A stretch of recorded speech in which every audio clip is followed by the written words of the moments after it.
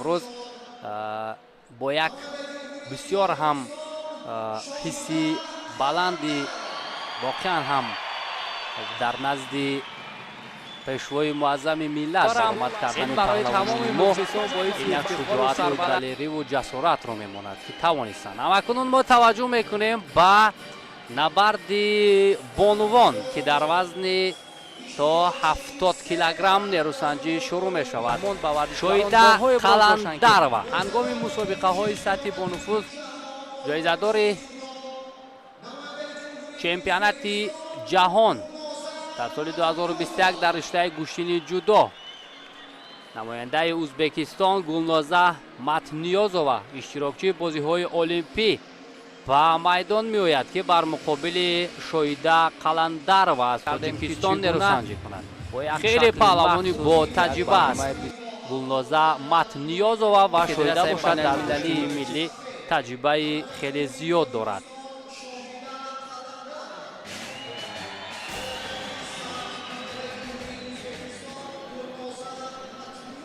خب گلنازه متنیازова با یک تک سبز نیروسنجی میکند. بانوی 30 ساله ازبکستانی و شویده قلندروا باشد با یک تک سفید. شویده قلندروا نسبت به مسابقات گذشته که شرکت میکرد در چمپیونات جهان واقعا هنرنماییش آمادگیش در سطح عالی بود، ولی در مرحله نهایی چون میبینیم برای مبارزه جهت گرفتن نشانی طلا با رقیب روبرو شده است که او تجربه خیلی زیاد دارد. در چمپیونات جهانی گوشتنی جودو که مسابقات خیلی بزرگ به حساب می رود نشانی برنجی رو به دست آورد. در چمپیونات آسیا نتیجه های خیلی بزرگ دارد.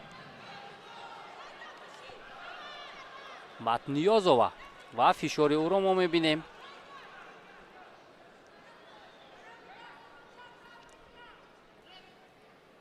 بار دیگر یادآور میشویم بیننده عزیز که برای آن نفرانی که برای آن پهلوانانی که مقام اول را اشغال میکنند $20,000 آمریکایی، برای نفرانی که زینه دوم را اشغال میکنند 10,000 و برای دو جای سوم $5,000 آمریکایی مکافات پولی توفیق کرده می شود که این واقعا خیلی قدردانی عالی است برای پهلوانان.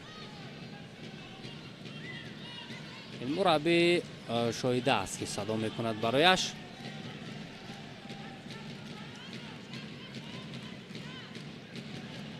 برای بانوان البته 4 دقیقه معین می شود، برای مردان باشد 5 دقیقه در گوشتنگیری.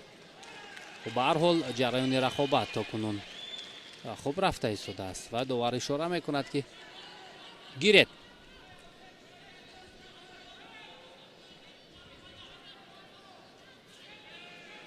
موقعیت برای پهلوان ازبکستانی، بانوی ازبکستانی و در حال با اصول کمری اینجا میخواست پرتاب کند متنیازova، ولی خوشبختانه این حالت رو شویده قلندروا به خوبی پی برد. شویده قلندروا را همگان خیلی خوب میدونند چون از قدم های اول حتی از خوردی در میدان های گوشتنگیری هنرنمایی میکرد و بیشتر وقت با پسران نیروسنجی میکرد که آنها را شکست میداد. آگاهی برای شویده قلندروا.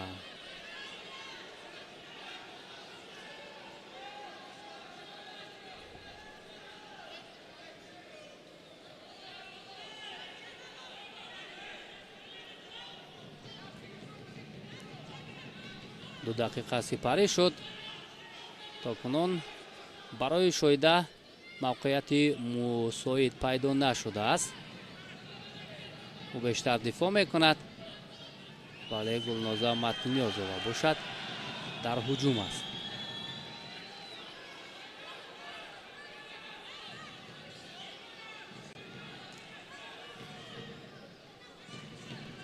در 3 رقابت قبلیش خوب درخشید شویده قلندروا و این فشار متنیازova بود که از جانب داور بدن بها گذاری شد.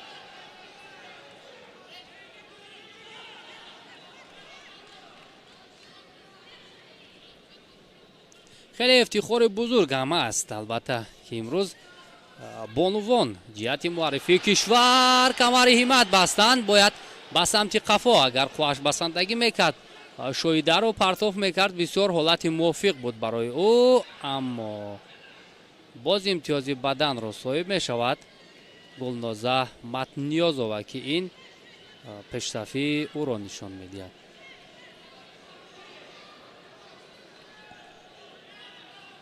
فضیلت گلبویeva و مولوده одинаева دو بانوی دیگری ما که فردا هنرنمایی میکنند در اکران های ما و شما بود. یک لحظه و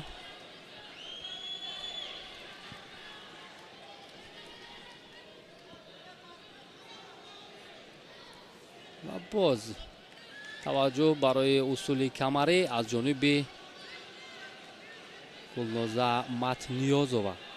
چون ما قبلا هم اشاره کرده بودیم بیننده عزیز که دسته مکمله که عبارت از پهلوانان خیلی موفق و صاحب تجربه است از کشور و ما دوست و همسایه ازبکستان است که آنها یک هیئت خیلی پرقوت رو به چمپیونات جهان سفربر نمودند که گلنازه متنیازova از قبیل آنهاست و زیر حمله از جانب شایده، ولی داور اشاره میکند که اینجا چیزی نیست. ثانیه های آخری وقتی اساسی هم سپری شده ایستاده است. با دو بدن گلنازه متنیازova از ازبکستان پیش صف است.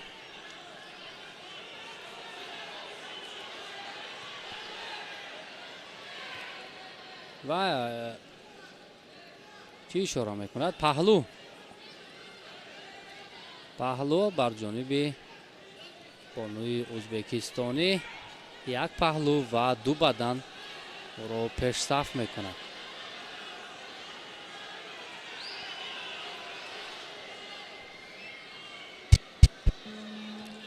خب همین طور وقت هم به انجام میرسد.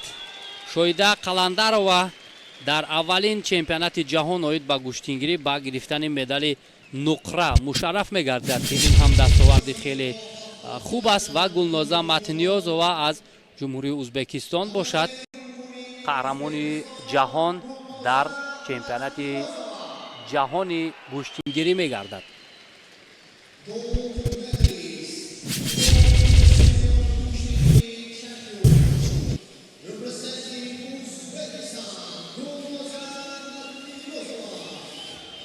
البته تجربه بالا داشت گلنازه متنیازova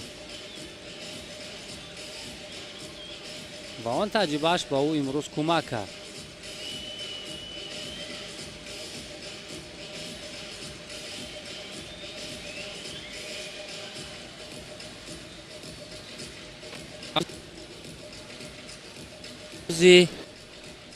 توجه میکنیم به روند خوازمایی که تکرار هم برای ما و شما نشان داده میشود.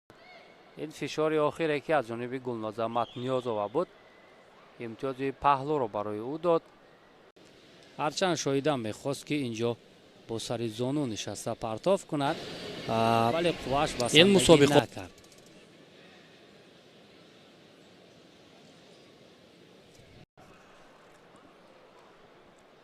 خب به هر حال روز اول رقابت ها برای پهلوانان ما خوب سپری شد، چون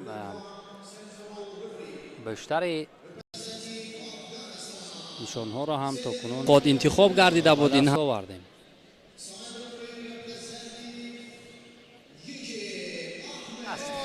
یا مخلصی اشدید این تحفه و این آمها را تأسیس دادند.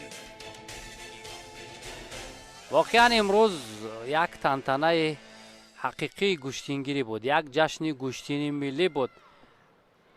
مراسم افتتاح را مشاهده کردیم که چگونه با یک شکل مخصوص با یک برنامه بسیار هم جالبی تحریزی گردیده پیشنهاد گردید.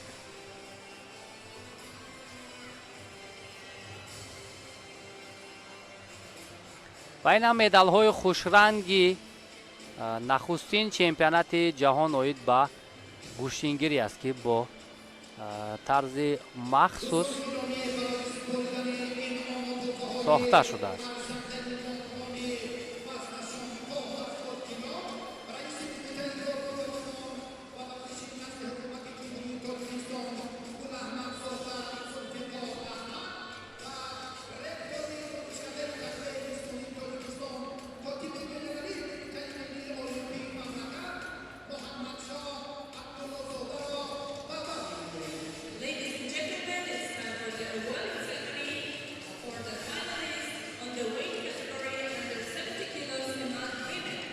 خب اکنون رئیس کمیته کار با جوانان و ورزش نزد حکومت جمهوری تاجیکستان زلفیقار گلاحمدزاده و رکتور دانشکده تربیت جسمانی تاجیکستان کاتب گنرالی کمیته ملی المپی تاجیکستان محمدشاه عبداللهزاده بانوان موفق را البته قدردانی میکنند.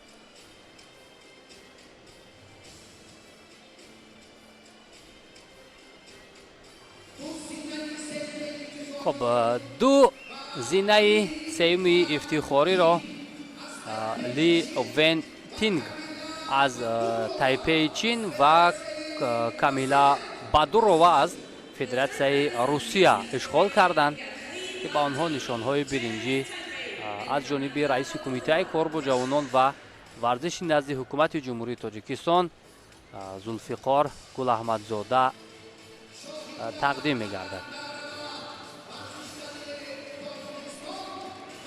شویده قلندرова در نخستین چمپیونات جهان گوشتینگیری توانست که تا به مرحله نهایی بیاید و صاحب نشان نقره این مسابقه بانفوذ گردد. گلنازه متنیازова از ازبکستان این بانوی موفق که در رشته جودو هم دستاوردهای خیلی بزرگ دارد نخستین قهرمان جهان در وزن 70 کیلوگرم بانوان در رشته گوشتینگیری دانسته می شود.